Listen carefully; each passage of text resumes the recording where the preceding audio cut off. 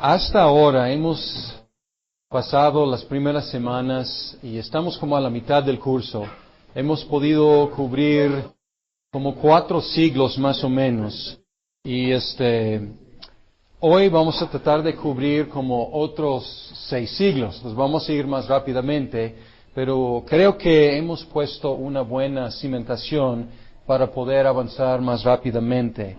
Según la división que estamos siguiendo en este curso, la división del texto que están leyendo de Hurlbut, después de la caída de Roma en 476, ya estamos en una etapa nueva. Ya hemos salido de la iglesia imperial y ya estamos en la iglesia medieval.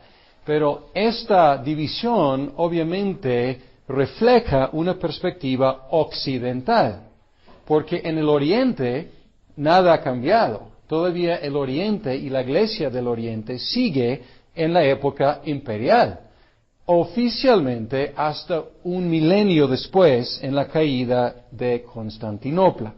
Sin embargo, entonces podemos decir, en el Occidente ya estamos entrando en la Iglesia medieval, en el Oriente todavía estamos en la Iglesia imperial. Entonces estas divisiones no son perfectas, pero podemos ver que siguen tomando sus cursos diferentes, sus caminos diferentes, el Occidente y el Oriente. Un vistazo primero, quiero hacer un vistazo a las migraciones y las conquistas en lo que llamamos Europa o el mundo mediterráneo. Entonces vamos a empezar aquí en el sur.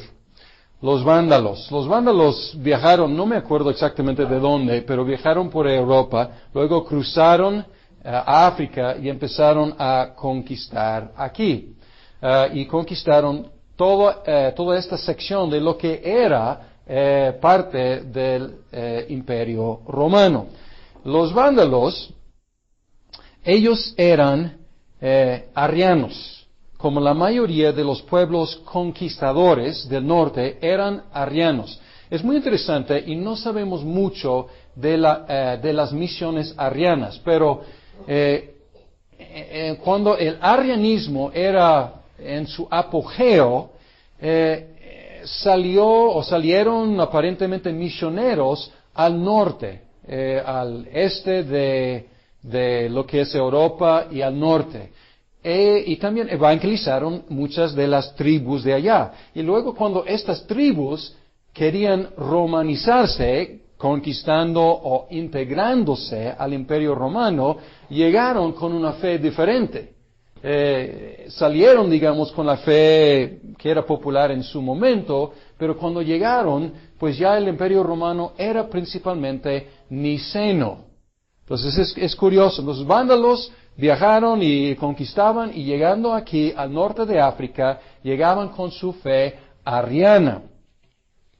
Y lo que encontraron allá, ellos en el año, estamos hablando de, este mapa es como los 400-500. En el año 500, más bien 439, ellos tomaron a Cartago que anda por acá, e hizo de Cartago su capital. Lo que encontraron en el norte de África fue una situación confusa, porque estaba dividida la iglesia ya en el norte de África. Hemos mencionado muchas herejías, pero no hemos mencionado donatismo. Pues aquí había la iglesia, podemos decir la iglesia mayoritaria, la iglesia, si quieren llamarla católica, universal, y luego hubo un cisma con los donatistas. Y los donatistas, ellos eran rigurosos, ellos pensaban que la iglesia era laxa y que en cuanto al bautismo, si el sacerdote o el presbítero, el obispo, no era de carácter cristiano, si su testimonio era malo, su sacramento tampoco valía. Entonces aquí tenemos estos que decían, no, pues tenemos que tener buenos sacramentos con buenos pastores, o administrados por buenos pastores. Entonces la iglesia estaba dividida. Y Agustín escribía en contra de los donatistas. Pero la iglesia ya tenía, pues, los nicenos, podemos decir, Los nicenos son los católicos, los ortodoxos, la Iglesia universal. Los donatistas y luego los vándalos llegan con su fe ariana. Bien, pues ya la Iglesia está dividida en tres. Y los vándalos, ellos trataban de imponer su fe ariana. Y ellos cometían actos de vandalismo. Y de ahí tenemos la palabra vandalismo. O sea, ellos bautizaron ese concepto, haciendo actos de vandalismo contra las iglesias, podemos decir, católicas. Bien. Entonces aquí tenemos una división en tres y pronto los musulmanes vienen, en los años 600. Entonces van a encontrar aquí una iglesia dividida y debilitada, por lo tanto.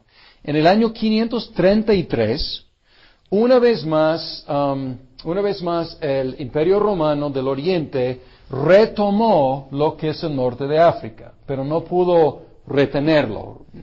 Y luego pues vienen las invasiones de los musulmanes, de las cuales vamos a hablar más adelante. Sin embargo, aquí tenemos una sección del mundo que había contribuido muchísimo a la fe cristiana, de Alejandría, de Agustín, de Cartago, y ya podemos estar viendo los preparativos para su caída y su pérdida para el mundo cristiano. Visigodos aquí en lo que llamamos España, ellos tenían un rey, Recaredo, y él se convirtió, eran arrianos, y él se convirtió en el año 589 a la fe católica, la fe nicena. Y lo que hizo es que él utilizó a los clérigos, el clero, para educar al pueblo. Él quería, pues, educar al pueblo en la fe nicena. Y también él empezó a utilizar a los obispos como funcionarios del gobierno también. Y el arzobispo de Toledo jugó un papel de mucho poder, no solamente en asuntos eclesiásticos, sino asuntos políticos civiles. Entonces aquí ya tenemos, los vándalos no se convirtieron, fueron reconquistados por el imperio, pero dejaron división. Visigodos, ellos sí, se convirtieron del arrianismo a la fe nicena. Los francos, ¿dónde están? Aquí están los francos. Los francos habían sido paganos. Y aquí tenemos, al lado de los francos, a lo mejor no se puede distinguir, pero son los borgoñones en esta parte, los francos aquí en el norte, un pedazo de bretones aquí, y los francos habían sido paganos, pero siguieron el ejemplo de su rey, Clodoveo, quien se bautizó en 496. Entonces pueden ver aquí que cuando el rey se convierte, pues era el estilo de decir, pues ya mi reino es de la fe nicena. Entonces todos siguen el ejemplo del rey. Primero aquí con Ricaredo, en lo que es España, y ahora con Clodoveo, en 495. Luego, los francos conquistaron a los borgoñones en 534. Entonces ya podríamos como borrar esa división entre francos y borgoñones porque ya los francos dominan. Los borgoñones habían convertido también de arrianismo a la fe nicena. Entonces podemos ver aquí que pues ya la fe nicena está creciendo en lo que es España y lo que es ahora hoy en día Francia y parte de Suiza y parte de lo que es Alemania. Los francos, ellos son los nuevos poderosos ahí en el horizonte. Y ellos establecieron la costumbre, los reyes de los francos, de elegir o por lo menos aprobar la elección de los obispos, convirtiendo los obispos menos en pastores como en funcionarios del gobierno. Entonces vemos una tendencia que va a crecer muchísimo en la época medieval.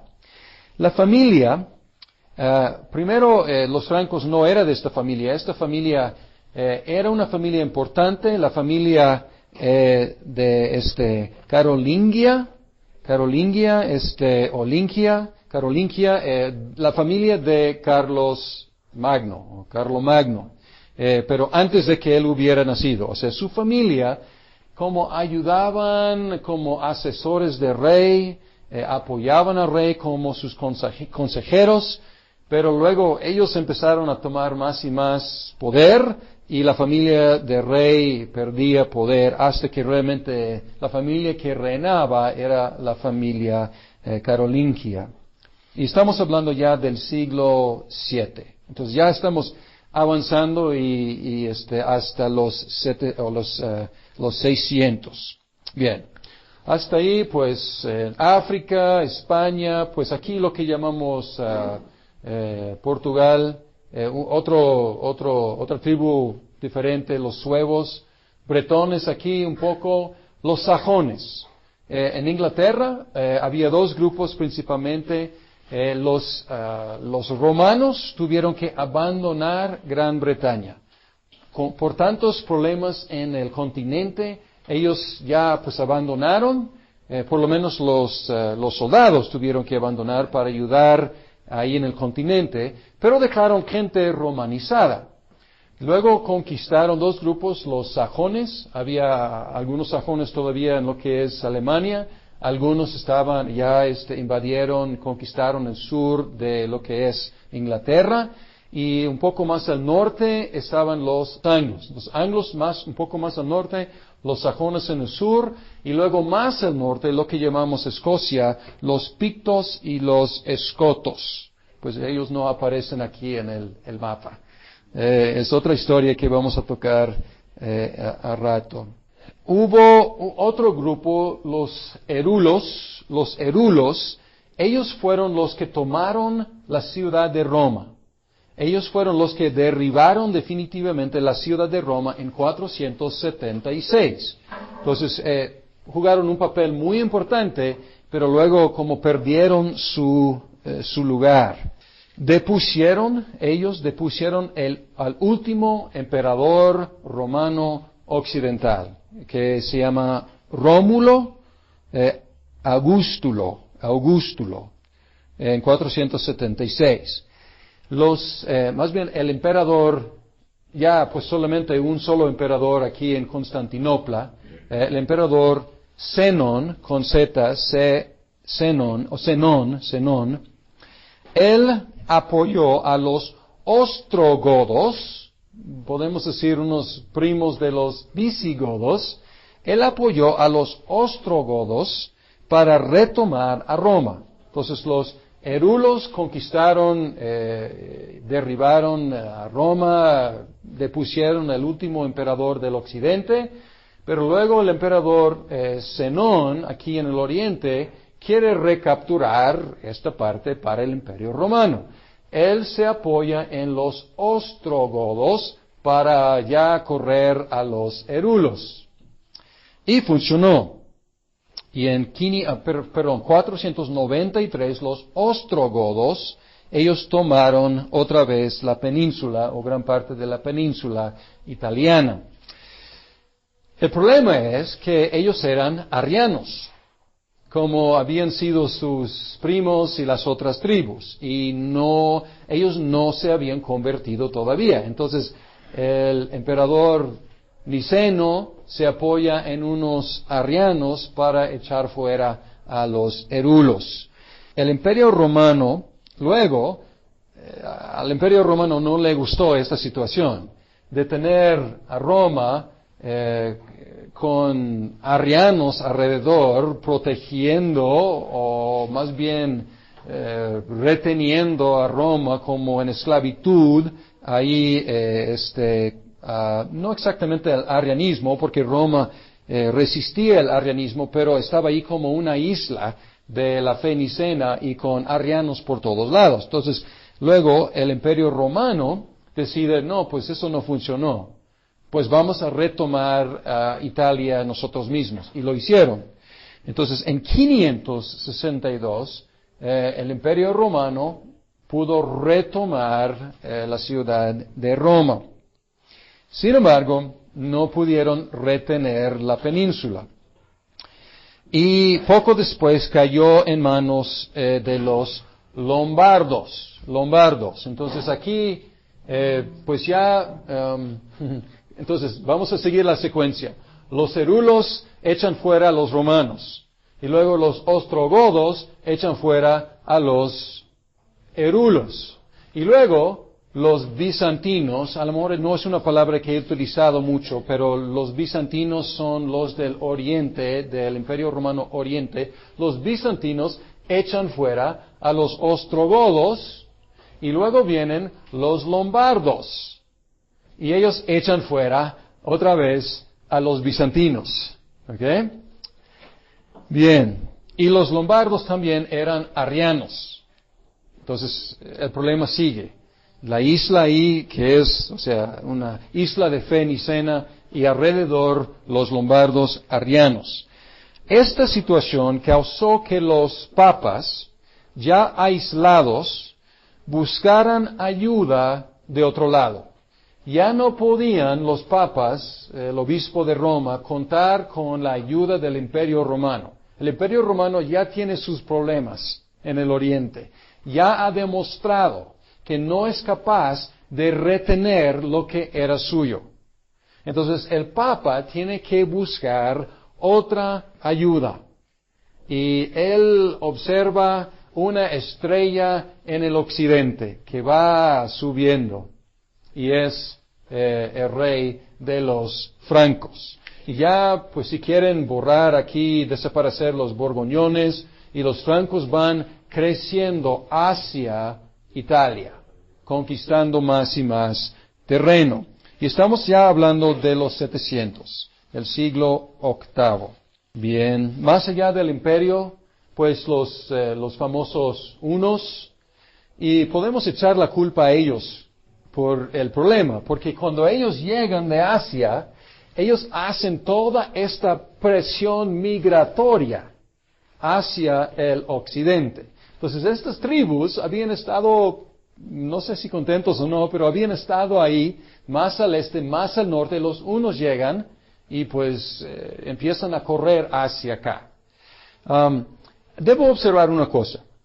Estas tribus que podemos decir que conquistaron el Imperio Romano, en sus mentes estaba como entre conquistar y asimilarnos, porque pues el Imperio Romano era lo máximo, era más rico, más ordenado, más próspero. Entonces pues ellos al entrar no tenían la idea tanto de desaparecer el Imperio Romano, sino romanizarse ellos mismos y participar en los beneficios de ser pues inmigrados ahí a ese imperio.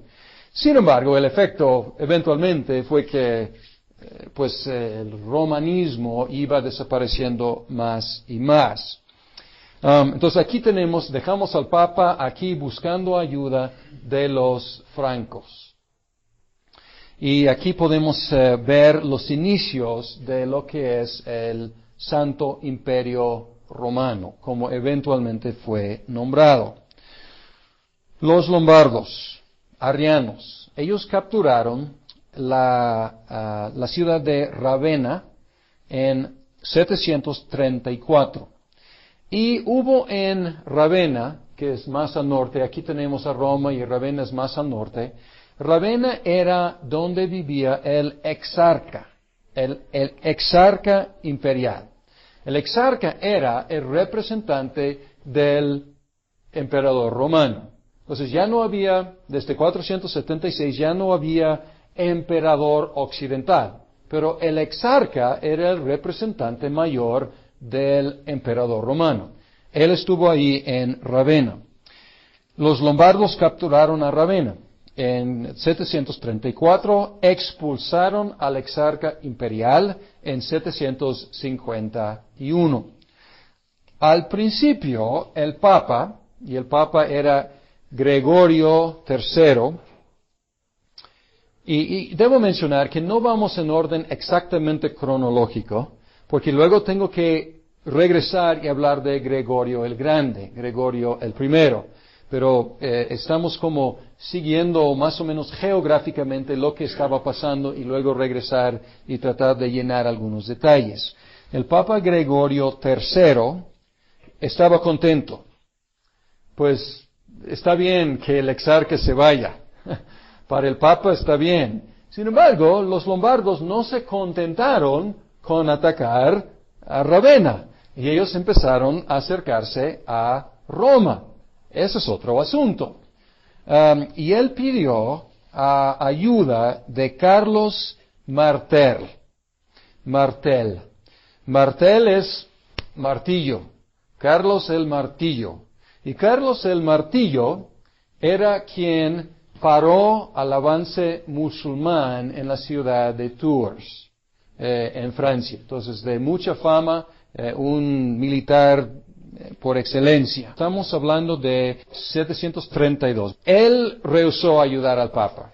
Sin embargo, otro Papa y otro Carilingio, y no sé exactamente en qué fecha el Papa pidió ayuda, porque las fechas del Papa Gregorio son 731 a 741. Entonces parece que fue después de la batalla de Tours, porque el Papa empezó a reinar un año antes de la batalla de Tours. Bien, entonces entonces él pidió a este gran militar que había por fin parado a los musulmanes, y él rehusó ayudar al Papa. Más adelante, otro Papa, y aquí estamos hablando de Esteban III, y sus fechas de su reino como Papa, 752 a 757. Él pidió ayuda del nuevo líder Pipino.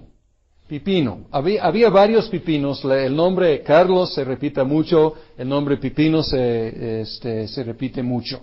Pero uno de los Pipinos, él pidió ayuda y él ayudó. Y el Papa ungió a Pipino como el gobernador cristiano del Occidente. Y él también fijó que sus hijos serían los herederos del trono del gobernador cristiano del Occidente. A cambio, Pipino venció a los lombardos y regresó al Papa el territorio que él había perdido a los lombardos. Los lombardos habían quitado territorio que era controlado por los papas, y él devolvió la tierra a ellos, a los papas. Pero aquí tenemos un problema. ¿Quién le dio autoridad al Papa de ungir un nuevo gobernador cristiano del Occidente? ¿Quién le dio esa autoridad?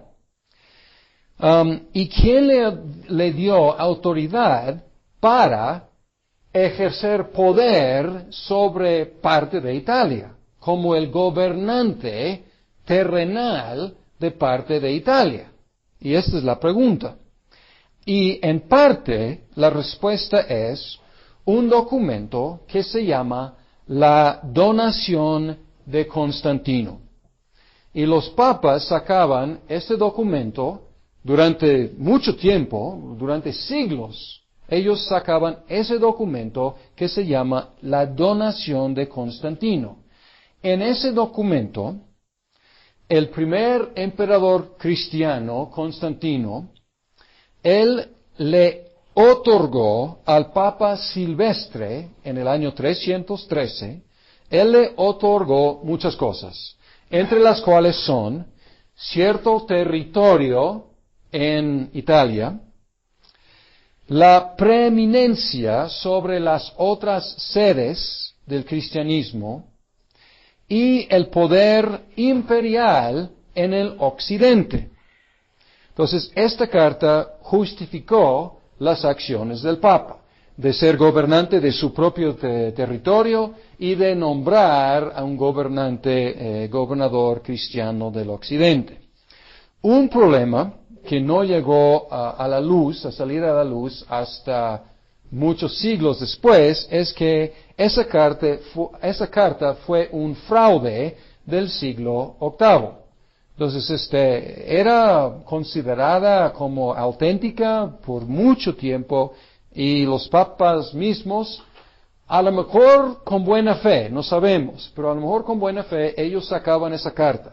Pero fue expuesta como un fraude escrita en el siglo VIII. Sin embargo, fue un hecho, o sea, ya lo había hecho, ya había ejercido este supuesto poder que él pensaba tener, y él había ungido a Pipino.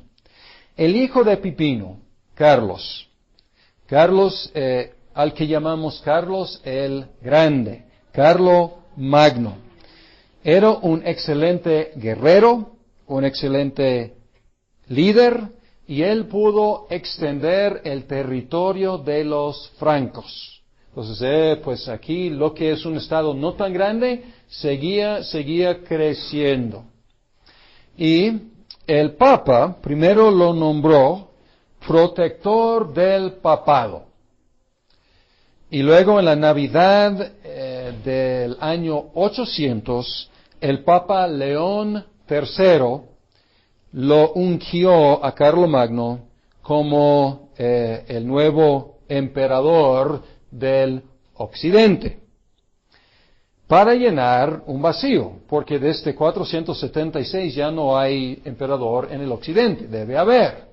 Y pues el Oriente no puede ayudar, pues necesitamos un emperador, y mejor que sea controlado por el mismo Papa. Era la idea. Y también esto daba protección, pues obviamente protección militar y protección política para la Iglesia romana. Durante los siguientes 4 siglos siguieron esa costumbre, ese precedente. El Papa coronaba al emperador. 4 siglos. 4 siglos más seguía con el Papa coronando al emperador, usualmente en Roma. Y aunque el Imperio Romano puso objeción a todo eso, obviamente no le gustó la idea, y el emperador aquí diciendo, ¿quién se cree primero el Papa? ¿Y quién se cree Carlomagno? Yo soy el emperador, ¿qué está haciendo? Y la ficción era que estas tribus eran como vasallos del Imperio Romano.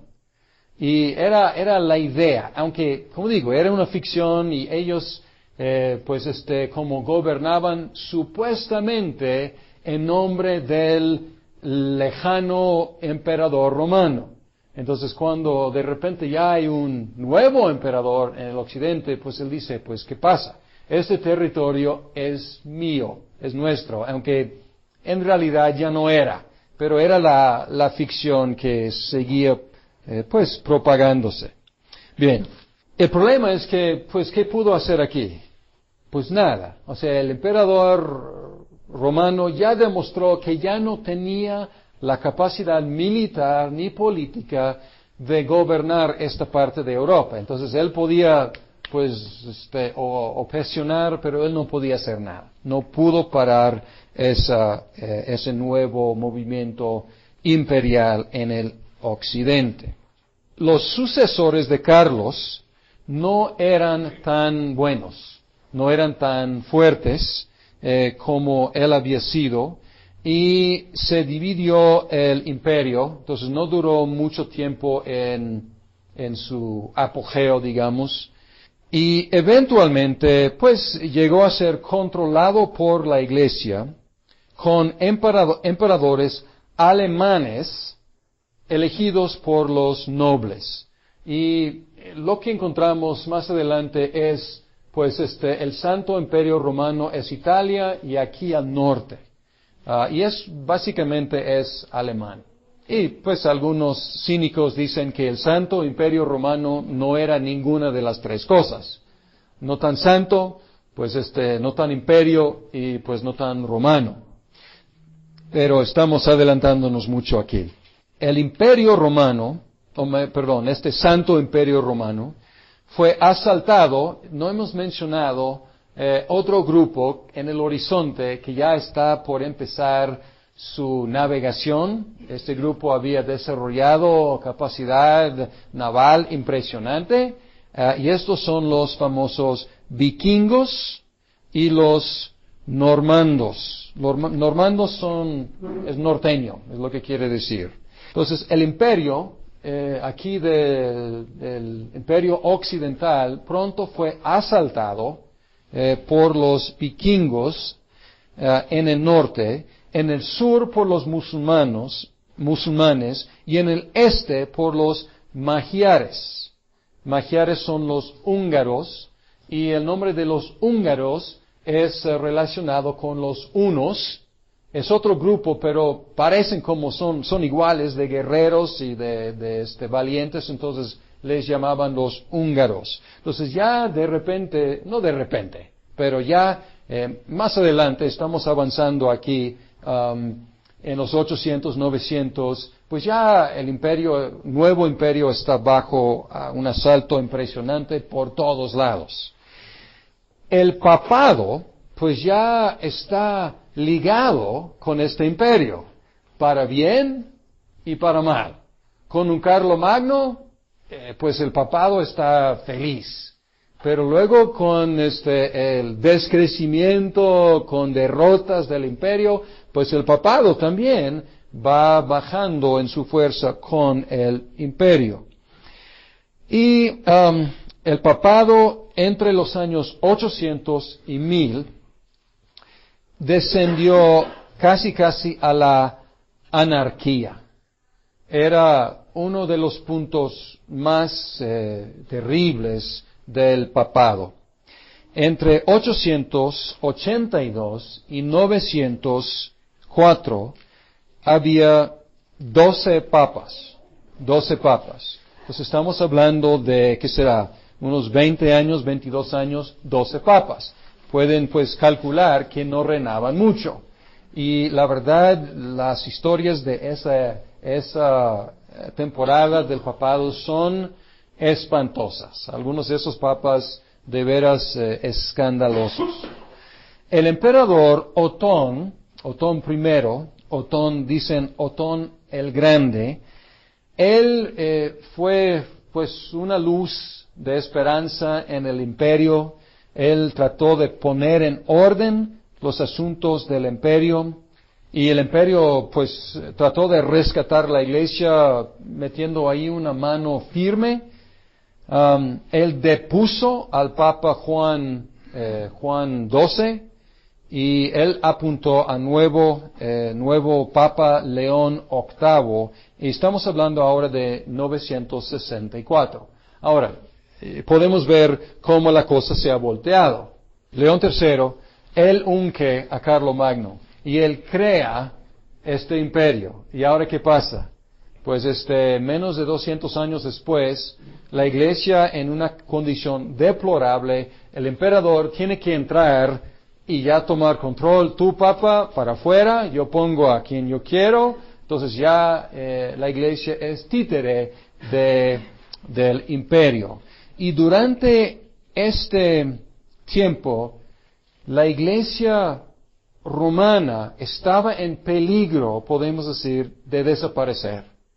A lo mejor es exagerar un poco, pero era en peligro de extinción si seguía en el mismo plan en que iba.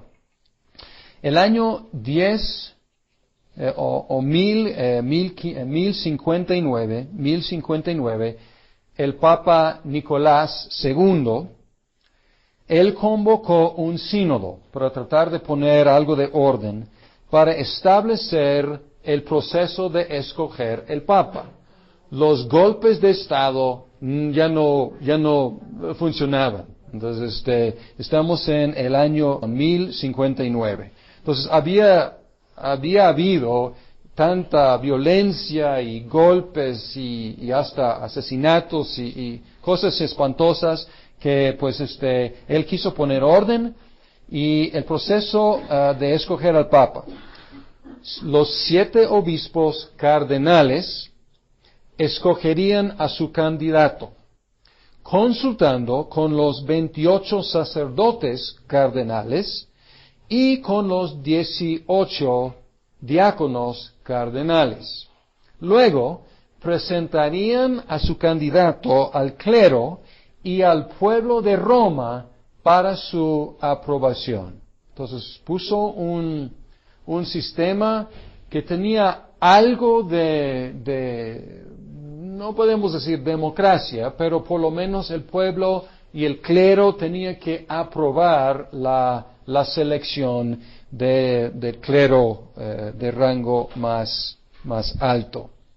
Podemos, como estamos hablando del papado, podemos hablar de cómo creció el papado y ahora lo que vamos a hacer es regresar en el tiempo y mencionar algunos puntos claves, ¿ok? Primero, algunas razones del crecimiento del poder del obispo de Roma. Ya hemos mencionado algunos. Por ejemplo, el vacío de poder, cuando el Imperio Romano ya no dominaba aquí, pues ¿quién era la fuerza unificadora? ¿Quién era la persona, podemos decir, más sólida para ejercer poder? Pues el obispo de Roma. Otra cosa es que ya tenemos que cambiar el mapa con la conquista musulmana. Pero con la conquista musulmana cae Alejandría y luego cae Antioquía, 2 de las sedes más importantes del cristianismo.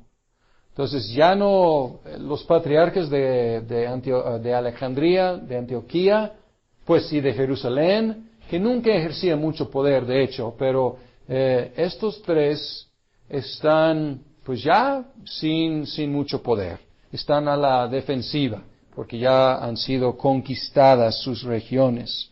Entonces esto deja solamente 2 patriarcados, Constantinopla y Roma. Entonces, y vamos a ver que pues la lucha desde la caída del Medio Oriente ante los musulmanes, la lucha de poder es entre obispo o patriarca de Constantinopla y obispo de Roma. Pero ya no es 4 contra 1, ya es 1 contra 1. Otra cosa es que Roma se mantenía más ortodoxa. Casi todas las controversias teológicas, cristológicas, nacieron y se discutieron en el Oriente. Y el Papa ni participaba directamente en estas conversaciones, manteniéndose como superior a esos pleitos, eventualmente de sus hijos, así él consideraba. Pero la verdad es que Roma no tenía tanta controversia teológica. Su problemática era evangelizar a los paganos y a los arrianos con la fe nicena. La fe nicena que fue establecida en 325 y Roma firme había mantenido la fe nicena. Diferente al Oriente, que era un desastre en cuanto a controversias interminables. Algunos eventos y personajes que acrecentaron mucho el poder del papado. El Papa León I, 440 a 461 su reinado o su reino como papa, él consiguió que el emperador Valentiniano III declarara que todos los obispos estaban subordinados al Papa de Roma. Ahora, una cosa es declaración imperial, otra cosa es poder ejercer el poder, pero por lo menos hubo un precedente allí, una declaración. El Papa León I también, él había enviado su tomo al concilio de Calcedonia. Y él jugó un papel importante ahí, ese tomo, ese escrito de él. El Papa Gelasio 492 a 496, él declaró que los gobernantes estarían bajo la superintendencia moral del Papa. Y él fue el primer obispo de Roma que recibió el título vicario de Cristo. Antes eran vicarios de Pedro, ya es vicario de Cristo. El Papa Símaco, 498 a 514, declaró que ningún tribunal podría exigir la comparecencia del Papa ni sentenciarlo en ausencia. Entonces ya impunidad para el Papa. O sea, pues no puede ser juzgado por ningún juez terrenal. El Papa es exento de responsabilidad ante las autoridades, no puede ser llamado a ningún tribunal ni sentenciado en ausencia. Bonifacio III, un reino muy corto, menos de un año, 607, pero estamos como marcando algunos avances.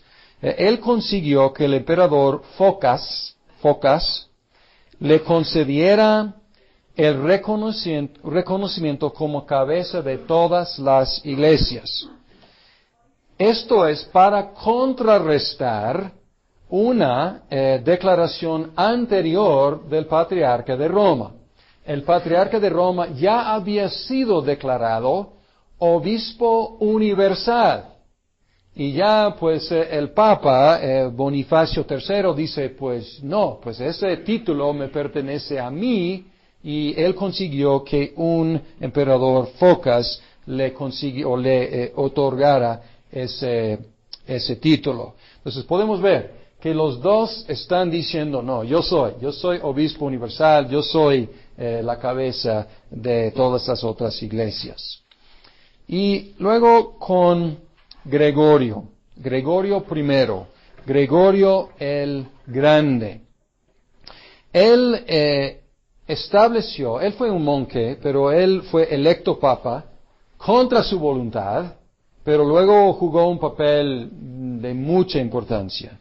Él estableció o solidificó el sistema papal que prevaleció durante toda la Edad Media.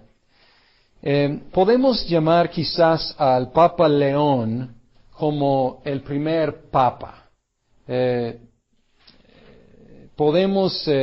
Del estilo que conocemos los papas. Hasta ahora hemos estado hablando del obispo de Roma, pero podemos hablar de los 400 como la creación del papado en el sentido en que entendemos la palabra. Y ahora Gregorio, estamos en 540 a 604, mucho tiempo. Él fue electo como monje. No son fechas de su reino, son fechas de su vida. Él fue electo papa en Roma, obispo de Roma en 590, aunque él no utilizaba la palabra papa. Entonces la palabra no era universalmente reconocida en estas fechas. Él encontraba una situación de debilidad del exarca imperial. Y él, por necesidad, él tenía que tomar la rienda de muchas cosas. No solo de cosas eclesiásticas, sino cosas de Italia. Porque el exarca era débil. Y pues el exarca mismo no podía contar con mucho apoyo del emperador. Entonces, por necesidad, Gregorio tenía que tomar el mando de muchas cosas. Él empezó a ejercer poder político sin consultar a nadie. Y él hizo uniforme la liturgia. Y él estableció, o en muchos casos solidificó, las siguientes creencias y prácticas. Y aquí hay una lista de creencias y prácticas que fueron establecidos o consolidadas por Gregorio el Grande. La exaltación de la tradición encima de la Biblia. Ahora, si tú le preguntas, oye, ¿cuál crees que es más importante? A lo mejor va a decirlo la Biblia o al par, pero en la práctica la tradición empezó a ejercer un papel de importancia mayor. La interpretación alegórica. Ya vimos que en Alejandría ellos utilizaban la interpretación alegórica. En Antioquía no, ellos utilizaban una interpretación más sana. Ahora Roma está solidificándose utilizando interpretación alejandrina, alegórica. El concepto del bautismo para lavar el pecado original y la penitencia para lavar los pecados posteriores. El sacrificio de la misa en beneficio de los vivos y en beneficio también de los muertos, y la transubstanciación, la idea de que el pan y el vino cambian de sustancia en el cuerpo físico y la sangre física de Cristo. Esta doctrina o este dogma no fue aprobado oficialmente hasta el Cuarto Concilio de Letrán en 1215. Sin embargo, su historia es mucho más larga y ya estamos hablando de más o menos por el año 600 ya está llegando a ser la doctrina oficial. El purgatorio, ya hemos visto que los alejandrinos inventaron el purgatorio y ya él está haciéndolo como más oficial. Invocación a los santos y a los mártires, el uso de amuletos y reliquias, el ascetismo y el monacato, todas estas cosas existían. Entonces él no inventaba estas cosas, pero él como ponía orden y él hacía que esta fuera la práctica uniforme. El celibato del clero. El celibato del clero pues ya era en el occidente ya requisito. Y además el celo misionero. Porque aquí con todas estas tribus, ¿qué vamos a hacer para alcanzarles? Y él decidió que tenían que enviar misioneros. Vamos a tomar un descanso y vamos a regresar y hablar de uno de los misioneros que él envió muy lejos a Gran Bretaña.